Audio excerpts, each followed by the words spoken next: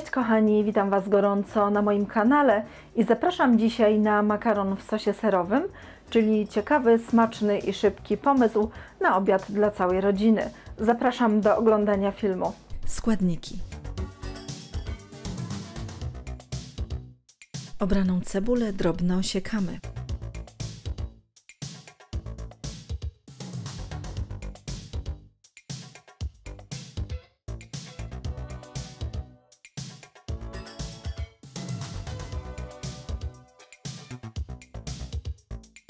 Opłukaną natkę pietruszki również drobno osiekamy.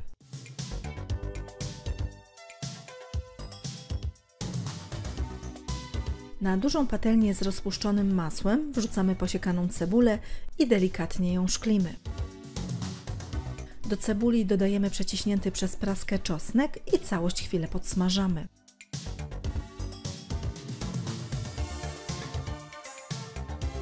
Następnie wlewamy śmietanę kremówkę, dodajemy serek topiony oraz starty żółty ser.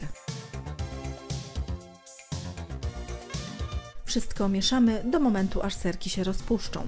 Gotujemy około 2 minut.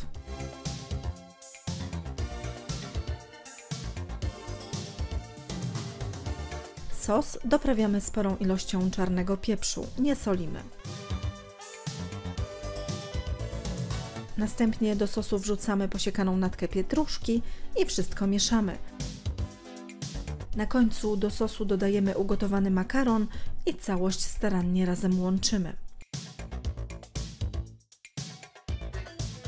Tak przygotowane danie od razu podajemy. Po więcej pysznych przepisów zapraszam na mój kanał Smakowite Dania oraz na stronę smakowitedania.com.